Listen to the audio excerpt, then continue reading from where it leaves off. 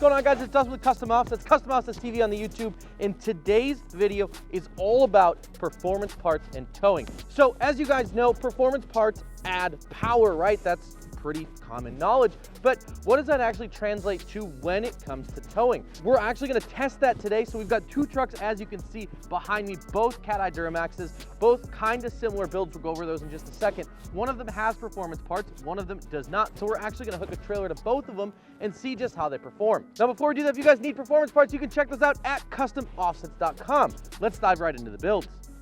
So we're gonna start with Schnell's truck here. This is a 2005 Chevy Silverado 2500 HD LOI Duramax, of course. He's running a 6-inch Superlift lift kit with some 20x12 Anthem Liberties and a set of 35 12.5 R20 Landspider Wildtrax MTs. So again, a very similar setup to my Duramax.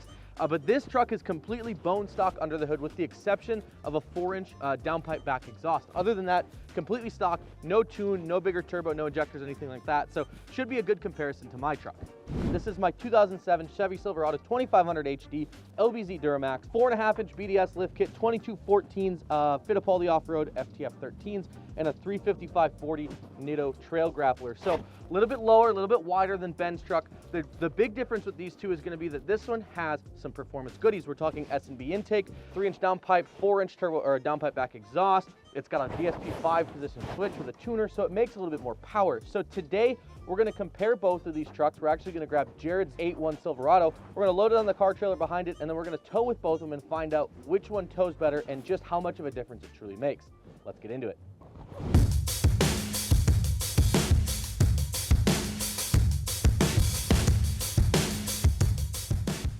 All right, so let's get right after it then. So we got the old 8.1 loaded up on the back. So I've officially hauled all of Jared's vehicles now at one point or another.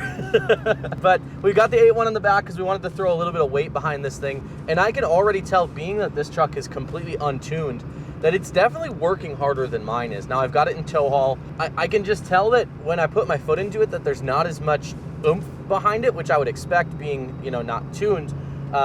But you can definitely tell that the engine's working a little bit harder. The truck just in general doesn't seem to have quite as much get up and go as what my LBZ does, you know, when you're really laying on it. Now, another thing I'm noting just as we're coming to the first stop here is that while the transmission is downshifting to slow the truck down, because this one isn't tuned, it doesn't have any sort of turbo brake. So it's mostly up to the trailer brakes and the truck brakes to really slow you down versus like in my LBZ, what you're gonna see and what you guys will probably hear because that truck is stupid loud, is that as it downshifts, the truck will actually spool the turbo and it'll help use that resistance to slow the whole truck down. So even like now on the takeoff, as you guys can tell, the truck's spooling out a little bit further. It is winding out a little bit further than it would have if it was tuned. And so that's just because there's just not quite as much power going through the crank, through the trans, and ultimately to the rear wheels. I know that airbags are important, but it's super interesting to me to see the difference between this truck having bags, or this truck not having airbags, excuse me, and my truck having bags. This trailer, super heavy, it's got that big steel shield in the nose and really just weighs a ton. And not having airbags, I can definitely tell the truck's a lot more bouncy when we're hitting some of these bumps because the suspension is just riding so much more compressed on the leaf springs in comparison to like my truck that has the bags. So overall, relatively impressed with how it handled it. Definitely some very, very notable differences when it comes to performance overall and how that really translates to actually driving this truck.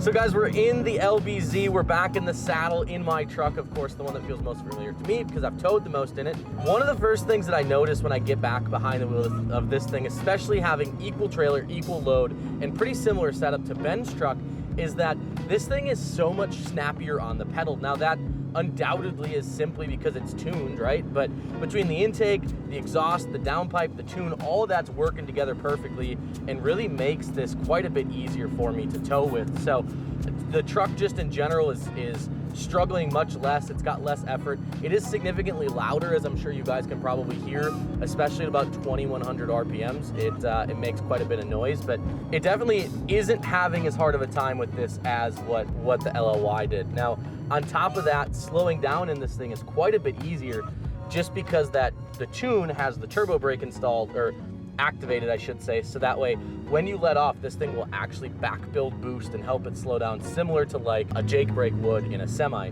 So really, really cool. Something that I think I took for granted because the truck was tuned when I bought it, and now getting back in this thing after being in Ben's completely stock truck definitely makes a difference. Now, the other thing that I did notice in this thing that I do enjoy quite a bit is having these Banks pillar pod gauges up here. So those are the Banks I-Data monsters. They do a really good job. I'm watching all my temperatures right now. I'm watching coolant, intake temp, trans temp, battery voltage, fuel rail pressure, RPMs, boost, speed. I mean, it's all right here. It's tucked up, it looks nice, and it's just really convenient, really easy to work with. Obviously, SMD intake, helping keeping the engine breathe well and keep those air intake temps low. It's a balmy 21 degrees today in Wisconsin, and our air intake temps are 14 degrees, so definitely pulling cold air in the engine there as well. So the long and short of it is, do performance parts help towing?